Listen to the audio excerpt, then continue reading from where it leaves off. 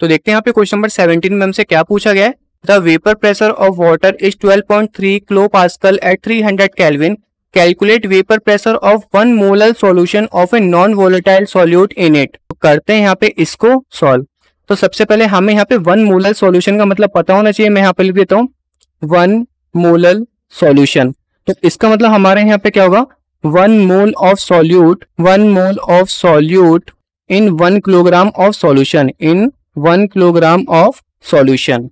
तो हमें यहाँ पे निकालना क्या है, हमें यहाँ पे वेपर प्रेशर निकालना है सॉल्यूशन का, जिसको हम यहाँ पे PA से डिनोट करेंगे। अकॉर्डिंग टू रोल्स लॉ हमारे यहाँ पे एक और फॉर्मूला होता है relative lowering of vapour pressure, जो कि हमारे यहाँ पे मोल फ्रैक्शन के बराबर होता है।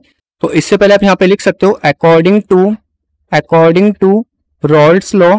तो जो हमारे यहाँ पे फॉर्मूला होता है वो हमारे यहाँ पे क्या होता है, relative lowering of vapour pressure equal to mole fraction. इसको हम यहाँ पे लिख सकते हैं P नॉट A माइनस का यहाँ पे क्या हो जाएगा, PA अपॉन हमारे यहाँ पे क्या हो जाएगा, P नॉट A हो जाएगा। P नॉट A हमारे यहाँ पे क्या है, vapour pressure of pure solvent, minus हमारे यहाँ पे क्या है, vapour pressure of solution, divided यहाँ पे क्या है, vapour pressure of pure solvent, equal to ये हमारे यहाँ पे क्या हो जाएगा, मोल फ्रैक्शन ऑफ सॉल्यूट। तो हमें यहाँ पे vapour pressure of pure solvent पहले से गिवन है, जो कि हमारे यहाँ पे कितना है, 12.3 किलो पास्कल। सॉल्वेंट हमारे यहाँ पे वाटर है, तो हमें यहाँ पे क्या निकालना पड़ेगा, मोल फ्रैक्शन ऑफ सॉल्यूट निकालना पड़ेगा। वो हम यहाँ पे निकाल लेते हैं। तो मोल फ्रैक्शन ऑफ सॉल्यूट का फॉर्मूला हमारे यहाँ पे क्या है, moles of solute divided by moles of solute plus moles of solvent. तो मोल्स ऑफ सॉल्यूट हमारे यहाँ पे क्या दे रखा है, 1 दे रखा है, तो 1 हो जाएगा अपॉन यहाँ पे क्या हो जाएगा, 1 प्लस मोल्स ऑफ सॉल्वेंट। तो मोल्स का फॉर्मूला हमारे यहाँ पे क्या होता है, मास अपॉन मोलर मास। तो सॉल्वेंट हमारे यहाँ पे क्या वाटर है, और यहाँ पे 1 किलोग्राम ऑफ सॉल्यूशन है, तो यहाँ पे क्या हो जाएगा, 1000 ग्राम हो जाएगा। इसको हमें यहाँ पे किससे डिवाइड करना पड़ेगा, मोलर मास, क्योंकि यहाँ पे जो मोल्स का फॉर्मूला होता है, मैं यहाँ पे लिख देता हूँ, मोल्स का फॉर्मूला हमारे यहाँ पे क्या होता है, मास अपॉन मोलर मास होता है। तो मास ऑफ वाटर हमारे यहाँ पे कितना है, 1 किलोग्राम है, जो कि हमारे यहाँ पे 1000 ग्राम के बराबर हो जाएगा। और मोलर मास हमारे यहाँ पे वाटर का क्या होगा, H2O फॉर्मूला है, तो यहाँ पे हाइड्रोजन का 2 मास हो जाएगा एंड ऑक्सीजन का 16। तो ये हमारे यहाँ पे कितना आ जाएगा, 18 ग्राम पर मोल आ जाएगा। ग्राम से ग्राम कट जाएगा, यूनिट में हमारा क्या आएगा, मोल आएगा। और ये हमारे यहाँ पे कितना आ जाएगा, यहाँ पे हमारा आ जाएगा 1। यहाँ पे ऐड करेंगे तो ये हमारे पे कितना आ जाएगा, और यहाँ पे ऐड कर लेंगे तो ये हमारे यहाँ पे कितना आएगा, 1018। इसको हमें डिवाइड करना पड़ेगा 18 से। 18 हमारे यहाँ पे ऊपर चला जाएगा, तो 18 को हमें यहाँ पे 1018 से डिवाइड करना पड़ेगा। तो यहाँ पे डिवाइड कर लेते हैं। ये हमारे यहाँ पे क्या 18 है, इसको हमें यहाँ पे डिवाइड करना है 1018 से। पॉइंट लगा के 0 कर लेंगे। ये अब भी डिवाइड नहीं होगा क्योंकि ये वाली वैल्यू बड़ी है, तो हमें यहाँ पे एक और 0 लेना पड़ेगा।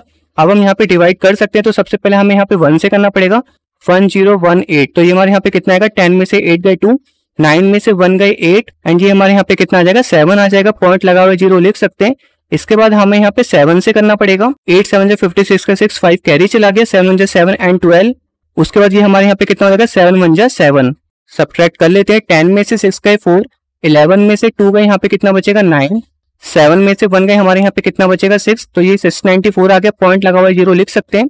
उसके बाद हमें यहाँ पे किससे करना पड़ेगा, 6 से करना पड़ेगा। और 18 6 हमारे यहाँ पे कितना होता है, 108 होता है, और 6 को करेंगे तो यहाँ पे 6 ही आ जाएगा। तो ये हमारा कितना आ गया, 0.0176। और इसको हम यहाँ पे अप्रोक्स में क्या लिख सकते हैं, 0.0177 लिख सकते हैं। तो सिंपल। अब हमें यहाँ पे वैल्यू पुट कर देनी है।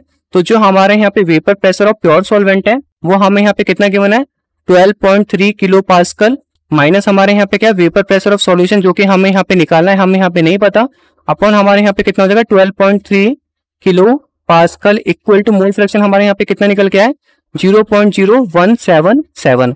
तो 0.0177 से हमें यहाँ पे 12.3 को मल्टीप्लाई करना पड़ेगा। तो हमें यहाँ पे क्या करना है, हमें यहाँ पे 177 को 123 से मल्टीप्लाई करना है। तो हम यहाँ पे कर लेते हैं। 7 3 से 21 का 1 2 कैरी चला गया, 7 3 21 एंड यहाँ पे आ जाएगा 23 आ जाएगा, 2 कैरी चला गया, 3 1 3 एंड यहाँ पे आ जाएगा 5। अब हमें यहाँ पे 2 से करना है। 7 2 14 का 4, 1 कैरी चला गया, 7 2 14 एंड 15, 1 कैरी चला गया, एंड यहाँ पे आ जाएगा 3।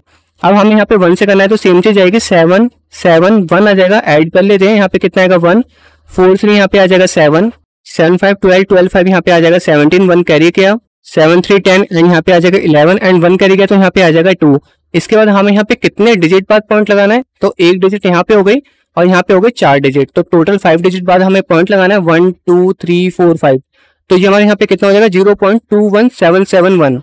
तो इसको हम यहाँ पे अप्रोक्स में क्या ले लेंगे, 0.22 ले लेंगे। तो ये हमारे यहाँ पे कितना हो जाएगा, 12.3 kilo pascal minus vapour pressure of solution equal to, ये हमारा मल्टीप्लाई करने पे कितना आया था 0.22 आया था। अब ये हमारे यहाँ पे क्या हो जाएगा माइनस का vapour pressure of solution 0.22 minus यहाँ पे कितना आ जाएगा 12.3 एंड यूनिट हमारी किस में होगी किलो पास्कल में हो जाएगी। तो यहाँ पे सब्ट्रैक्ट कर लेते हैं, ये हमारे यहाँ पे क्या था 12.30 एंड ये हमारे यहाँ पे क्या है 0.22। 10 में से 2 गए 8, 2 में से 2 गए 0 एंड ये हमारे यहाँ पे आ जाएगा 12। तो ये हमारे यहाँ पे क्या हो जाएगा माइनस का vapour pressure of solution equal to minus का 12.08 किलो पास्कल हो जाएगा, माइनस से माइनस कट जाएगा and vapour pressure of 1 molar solution हमारे यहाँ पे कितना निकल के आ जाएगा 12.08 किलो पास्कल निकल के आ जाएगा। होप आपको इस क्वेश्चन का आंसर भी समझ में आ गया होगा। अब हम चलते हैं अपने नेक्स्ट क्वेश्चन की तरफ।